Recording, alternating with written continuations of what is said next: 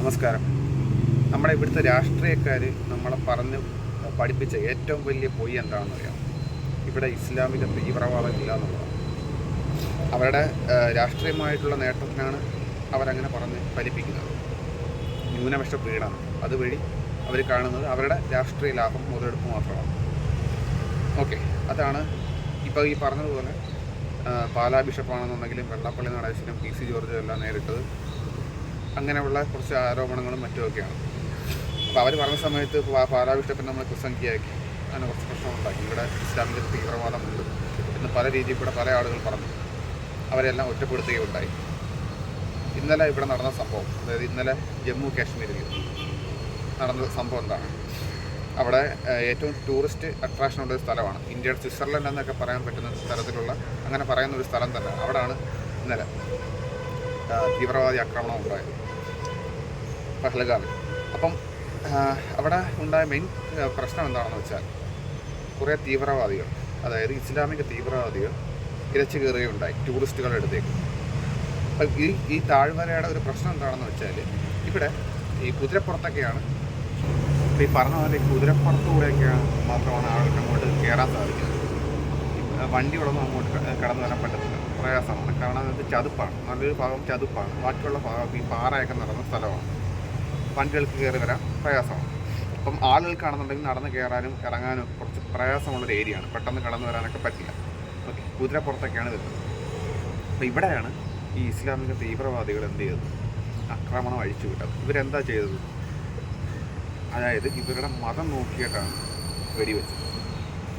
അതായത് അവരോട് ചോദിക്കുകയുണ്ടായി, നിങ്ങൾ ഏത് മതമാണ്? അവരുടെ ID കാർഡ് വരെ എടുത്തിട്ടൊക്കെയാണ് ഇവരെ വെടിവെച്ച് കൊന്നതെന്നാണ് പറയുന്നത്. അവർ ചോദിച്ചത് അവരുടെ എന്താ പറയുക, ഭാഷയല്ല, അവരുടെ രാജ്യമല്ല, അവരുടെ മതം നോക്കിയിട്ടാണ് വെടിവെച്ച് കൊന്നത്. അപ്പോൾ ഇതിനകത്ത് ഇസ്രായേൽ പൗരനുണ്ടായിരുന്നു, നേപ്പാളി പൗരനുണ്ടായിരുന്നു, അതുപോലെ തന്നെ ഇറ്റാലിയൻ പൗരനുണ്ടായിരുന്നു.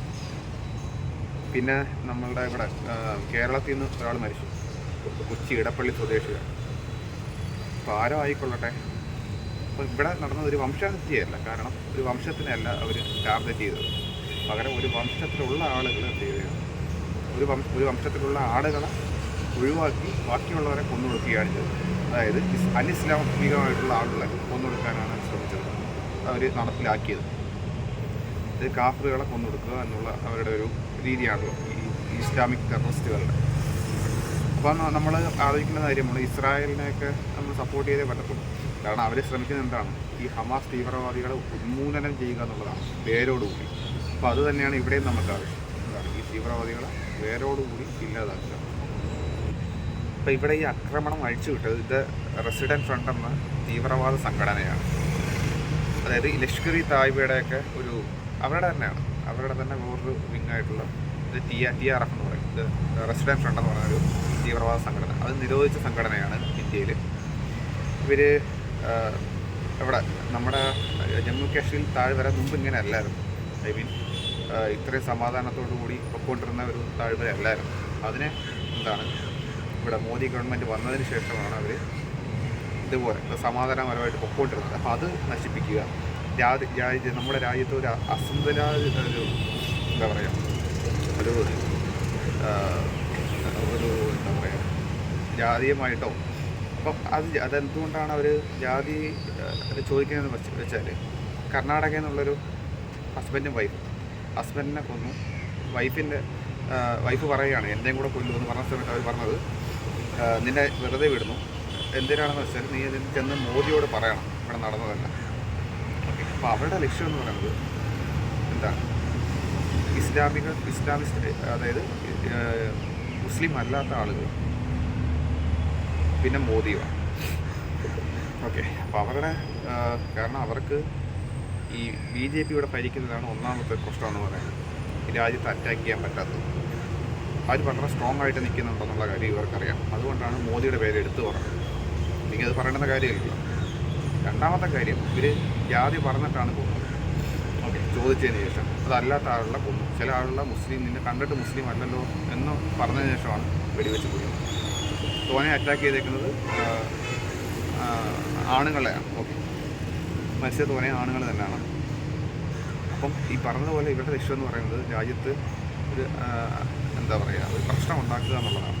ഇപ്പം നല്ല രീതിയിൽ പൊയ്ക്കൊണ്ടിരിക്കുന്ന ടൂറിസ്റ്റൊക്കെ നല്ല രീതിയിൽ പൊയ്ക്കൊണ്ടിരിക്കുകയാണ് ജമ്മു കാശ്മീരിൽ. അപ്പോൾ ആ സമയത്ത് ഇങ്ങനൊരു പ്രശ്നം ഉണ്ടാക്കി രാജ്യത്ത് എന്ത് ചെയ്യുക, ഒരു കലാപം ഉണ്ടാക്കുക, അല്ലെന്നുണ്ടെങ്കിൽ മറ്റുള്ള രാജ്യങ്ങളിൽ എന്ത് ചെയ്യണം, നമ്മളെ ഇന്ത്യ എന്ന് പറഞ്ഞ രാജ്യത്തെ നോക്കി കളിയാക്കണം. അപ്പോൾ ആ ഒരു എന്താണ് ആ ഒരു ഉദ്ദേശത്തോടു കൂടിയാണ് ഇവിടുത്തെ ടൂറിസം തകർക്കുക, ജമ്മു കാശ്മീരിലെ ടൂറിസം തകർക്കുക.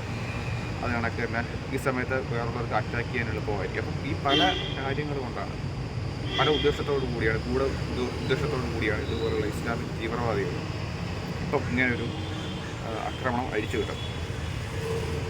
ഓക്കെ, ഇനി അടുത്ത മനസ്സിലാക്കേണ്ട ഒരു കാര്യം, ഇവന്മാരെ സപ്പോർട്ട് ചെയ്യുന്ന കുറേ ആളുകൾ നമ്മുടെ കേരളത്തിലുണ്ട്, നല്ല രീതിയിലുണ്ട്. കുറേ നമ്മൾ ഈ ഹമാസ് തീവ്രവാദികളെയൊക്കെ അമ്മമാരുടെ ഫോട്ടോസൊക്കെ വെച്ചിട്ട് പാലക്കാട് പള്ളിയിൽ ഉറൂസ് നടത്തുന്നത് നമ്മൾ കണ്ടായിരുന്നു. ആനപ്പുറത്ത് അവരുടെ ഫോട്ടോസൊക്കെ അവിടെ മാത്രമല്ല പല സ്ഥലത്തുണ്ട്, മലപ്പുറത്തൊക്കെ ഉണ്ട്. പാകിസ്ഥാൻ്റെ കൊടിയൊക്കെ പിടിച്ചുകൊണ്ട് ഓരോ ജാഥകൾക്കാരും നടത്തുക. ഓരോ നിരോധിത സംഘടനകളുടെ തീവ്രവാദ സംഘടനകൾ അതിൻ്റെ നേതാക്കന്മാരുടെ ഫോട്ടോസ് പൊടിക്കകത്താക്കിയിട്ട് അത് കൊണ്ട് നടക്കുക. ഓക്കെ, അവരെ പോലെ ഡ്രസ്സ് ധരിച്ചുകൊണ്ട് ഓരോ പ്രകടനങ്ങൾ നടത്തുക. ഈവൻ ഓരോ മറ്റേ യൂണിവേഴ്സിറ്റികളും ക്യാമ്പസുകളിലും നമുക്ക് കാണാൻ സാധിക്കും ചില സ്ഥലങ്ങളിൽ. കേരളത്തിലെ കാര്യമാണ് ഈ പറയുന്നത്. അപ്പോൾ ഇവന്മാരെ നമ്മൾ കംപ്ലീറ്റ് ആയിട്ട് ഒറ്റപ്പെടുത്തണം. മനസ്സിലാക്കുക, ഇവിടെ മതേതരം പറഞ്ഞുകൊണ്ട് ലഹള ഉണ്ടാക്കാൻ ശ്രമിക്കുന്നത് ആരാണെന്ന് മനസ്സിലാക്കുക. അതേപോലെ ഇവിടെ ഇസ്ലാമിക് തീവ്രവാദം ഉണ്ട് എന്നും ഉള്ളതും നമ്മൾ മനസ്സിലാക്കുക. അതായത് കുറേ ഇസ്ലാമിസ്റ്റുകളുടെ പേരിൽ, അതായത് പറയണമെങ്കിൽ എല്ലാ ഇസ്ലാമുകളും തീവ്രവാദികളാണെന്നുള്ളതല്ല ഞാൻ പറയുന്നത്. പക്ഷേ നല്ലൊരു ശതമാനം ഈ പറഞ്ഞതുപോലെ ഈ മുസ്ലിം തീവ്രവാദികളാണ് ഇവിടെ പ്രശ്നം ഉണ്ടാക്കുന്നത്. ഇപ്പം ഇസ്രായേൽ ആർക്കെതിരെയാണ് ഈ യുദ്ധം അഴിച്ചു വിടുന്നത്? അപ്പം അതിനെതിരെ കുറേ ആളുകൾ എന്ന് പറയുമ്പോൾ അവർക്ക് പ്രത്യേക അജണ്ട കാണും. അവരെ എതിർക്കുന്നുണ്ട്, അവർ കാണത്തമാണ് കാണിക്കുന്നത്. ഹമാസുകാരെ വേരോടുകൂടി പിടിതെറിയും എന്ന് പറഞ്ഞപ്പം അതിനെതിരെയൊക്കെ പ്രസംഗിക്കുന്ന ആളുകളുണ്ട്. പക്ഷെ മനസ്സിലാക്കേണ്ടൊരു കാര്യം ഇതാണ്, ഇതൊരു ക്യാൻസർ കണക്ക് പടർന്നുകൊണ്ടിരിക്കുകയാണ്. അത് കുറേശ്ശെ നമ്മൾ ഉള്ളിയിലാന്നുണ്ടെങ്കിൽ അത് എന്ത് ചെയ്യാം, ഒരു രാജ്യത്ത് തന്നെ വിഴുങ്ങിക്കളയും. അപ്പം തീർച്ചയായിട്ടും ഇതിന് ശക്തമായിട്ടുള്ള തിരിച്ചടി കൊടുക്കുക തന്നെ ചെയ്യും. കാരണം ഇപ്പോൾ ഭരിക്കുന്നത് മോദി ഗവൺമെൻറ് ആയതുകൊണ്ട് നമുക്ക് പുറത്ത് പറയാൻ സാധിക്കും. ഓക്കെ, തീർച്ചയായിട്ടും അതിന് അടി കൊടുത്തേ പറ്റൂ. ഓക്കെ.